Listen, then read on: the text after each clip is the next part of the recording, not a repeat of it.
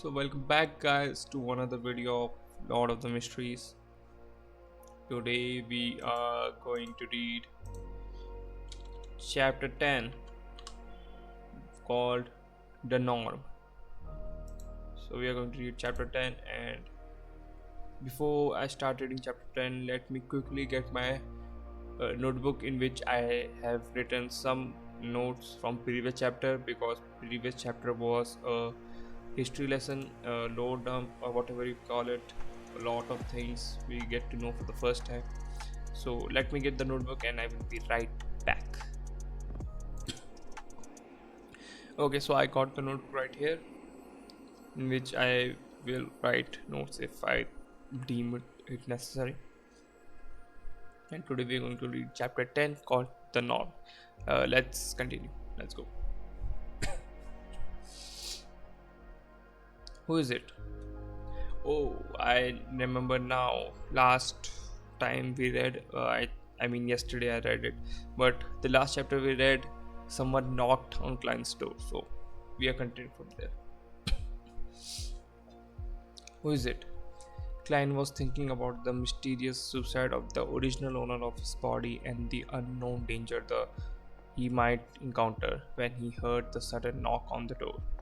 He subconsciously opened the drawer, took out the revolver, and asked vigilantly. The other party was quiet for 2 seconds before a slightly sharp voice in Ava's accent replied, "It's me, Mountbatten." British Bits Mountbatten.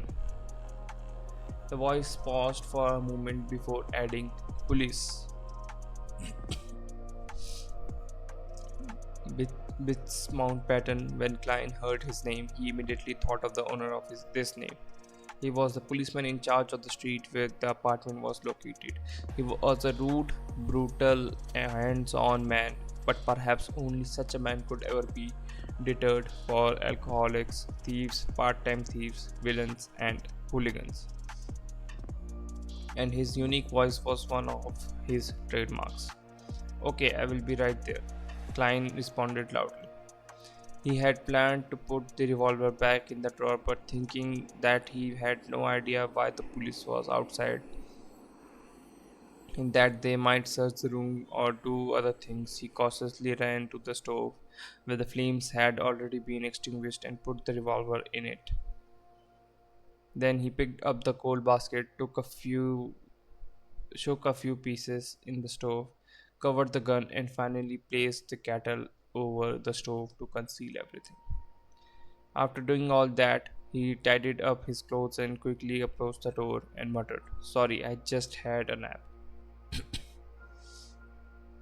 Outside the door stood four policemen in black and white checkered uniforms with peak caps. Brits Mountbatten, the one whom with a brown beard, coughed and said to Klein, "These three inspectors have something to ask you." Inspectors. Klein looked at the shoulder badges of the other three reflexively and found that two out of three of them had silver hexagons, and one had two, both of which looked superior to Brits Mountbatten, who had only three chevrons. As a history student, Klein did little to no research into the ranks of police epaulets, except that Brits Mountbatten often boasted of being a senior sergeant. So these three are inspectors. Influenced by conversations with Benson, Welch, and his classmates, Klein had the common sense to make way and point into the room. "Please come in. How might I help you?" The leader of the three inspectors was a middle-aged man with sharp eyes. He seemed to be able to read the mind of a person and make them fearful. His eyes were wrinkled and the edge of his hat revealed light brown hair. He looked around the room and asked in a deep voice,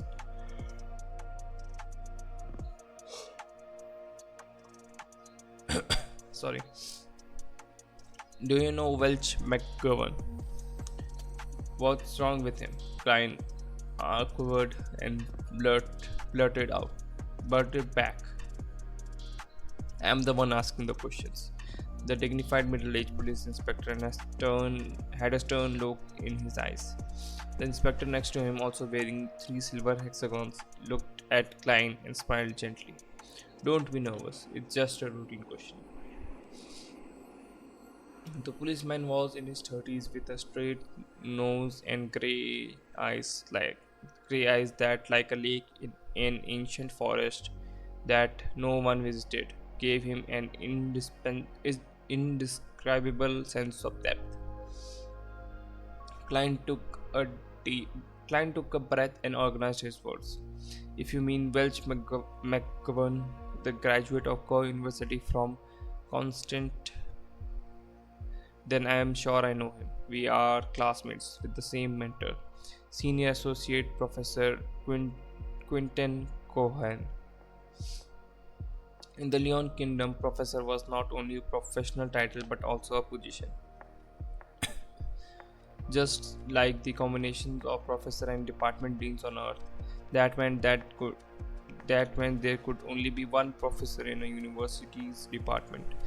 If an associate professor wanted to become a professor, they had to wait for their superior to retire or force out their superior with their abilities. As talents needed to be retained, the Kingdom's Higher Education Commission had added senior associate professors in the three-level system of lecturers. Associate professor and professors, after years of observation, the title was given to anyone with high academic achievements or with enough seniority but did not make it to the position of professor. At this point, Prof. Klein looked into the eyes of the middle-aged police inspector and thought for a second. To be honest, our relationship is quite good. During this period, I met him and Naya frequently to interpret and discuss the fourth epoch notebook that belonged to him. The inspectors did something happen to him. Instead of answering, the middle-aged police inspector looked sideways at his grey-eyed colleague. The inspector with the peak cap and ordinary looks replied mildly, I'm sorry, Mr. Welch has passed away. What? Despite having some hunches, Klein could not help but shout out in astonishment. Welch died just like the original owner of this body. This is a little scary. What about Naya? Klein questioned hurriedly. Miss Naya passed away too, the grey-eyed police inspector said quite calmly. Both of them died in Mr. Welch's house. Killed? Klein had a vague guess. Perhaps it was suicide. The grey-eyed inspector shook his head. No, the scene suggests that they committed suicide. Mr. Welch hit the wall with his head many times, covering the wall with blood. Miss Nair drowned herself in a basin. Yes, the kind used to wash your face. That's impossible. Klein's hairs stood on their ends as he seemed capable of imagining the strange scene. A girl kneeling on a chair and burying her face into a basin filled with water. Her soft brown hair swaying in the wind, but her entire person remained motionless. Welch falling to the ground and staring at the ceiling intently, his forehead in a complete blood-mangled mess, while the traces of the impact on the wall were evident the with dripping of blood. The grey-eyed inspector continued. We believe so too, but the autopsy results in the situation at the scene excluded factors such as drugs and external forces. They, being Mr. Welch and Miss Naya, showed no signs of struggling. Before Klein could speak again, he stepped into the room and asked, pretended to be casual, when was the last time you saw Mr. Welch or Miss Naya? As he spoke, he gestured with his eyes to his colleague with two silver hexagons. He was a young police inspector and looked about the same age as Klein, with black sideburns and green pupils. He was good looking and had a poet's romantic temperament. When he heard the question, Klein thought about it and answered it thoughtfully. It should be June 26th. We were reading a new chapter in the notes.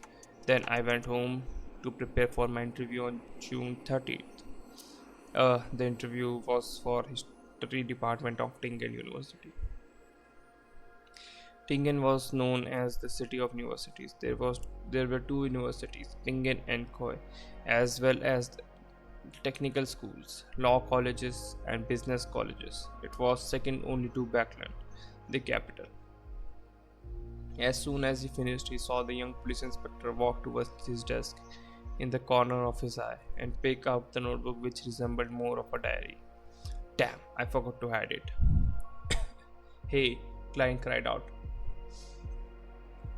The young inspector smiled back at him but did not stop flipping through his notes, while the grey eyed inspector explained, "This is a necessary procedure." At this time, Briggs Mountbatten and the dignified middle aged police inspector were just watching without interpreting or assisting in the search. "Where are your search warrants?" Klein had intended to question them, but on second thought, the judicial system of Leon Kingdom did not seem to have such a thing as search warrants. At least he did not know if there was one. After all, the police force had only been established for 15 or 16 years, when the original owner of this body was still a child. They were still called public security officers. Klein couldn't stop it. He wanted the young inspector flip through his notes. He watched the young inspector flip through his notes, but the grey-eyed inspector did not ask any questions. "What is this strange thing?" The young police inspector turned to the end of the road and suddenly asked, "And what does this mean?" "Everyone will die, including me." Isn't it common sense that everyone dies except for deities? Klein was prepared to quibble, but it suddenly occurred to him that he had planned to connect with the police in case of possible danger, but he had no reasons or excuses. He made a decision in less than a second, putting his hand over his forehead. He answered painfully, "I have no idea. I really have no idea. When I woke up this morning, I felt I wasn't quite right, as if I had forgotten something. It's especially true for whatever happened recently. I don't even know why I had written such a sentence. Sometimes being frank was the best way to solve a problem. Of course, it required skills. There were things that could be said and could not be said, and the order of which, in the order what was said first mattered. As an expert keyboard warrior, Klein was also good at sophistry. Sophistry. That is ridiculous. Do you think we are fools? Fritz Mountbatten could not help but inject angrily. This is such a bad lie that it insults the intelligence of his and his colleagues. It's better for you to pretend to be mentally ill than to pretend to be an amnesiac. And speaking the truth, Klein responded frankly, looking into the eye of Mountbatten and middle-aged police inspectors. It really could be. It really could not be more true. "Maybe it is," the great-eyed police inspector said slowly. What? He really believed it? Klein was surprised himself. The great-eyed inspector smiled at him and said, "An expert will come in 2 days, and believe me, she should be able to help you recall your lost memories." "Expert, help me remember my memories." In the field of psychology, Klein frowned. Hey, what if his memories of Earth were exposed? He suddenly felt the face palming himself. The young police inspector put down his notes and searched his desk and room. Fortunately, he focused on books instead of lifting the kettle. "Well, Mr. Klein, thank you for your cooperation. We advise that you better not leave Tengen for the coming days. If you have to, please notify Inspector Mountbatten, or you will become a fugitive." The grey-eyed police inspector warned. That's it for today. No other questions with deeper investigations, or taking me back to the police station to torture me for information. Klein was at a loss. Nevertheless, he wanted to solve the old odd turn of events brought about by Welch too, so he nodded. That wouldn't be an issue. The inspector exited the room one by one, and the young man at the end suddenly patted Klein on the shoulder. It's really nice, very lucky. What? Klein's face was puzzled. The green eyed police inspector, with a poet's temperament, smiled and said, generally speaking, the norm is for all the involved parties to die in such an event. We are very glad and fortunate to see you still alive. After that, he exited the room and closed the door behind him in well-mannered manner. The norm is for everyone to die together. Very glad that I am still alive. Fortunate that I am still alive. On this June afternoon, Klein was chilling all over. That's the end of the chapter. It was a relatively short chapter considering lot other chapters or lot of the mysteries I have read, but it was a good chapter. It shows interaction between characters for the first time in quite a while. So I'm glad. It's a good chapter. It's a good read, and that's it for this video. If you liked the content, please make sure to like and subscribe the channel, and I will see you in the next video. Take care and goodbye.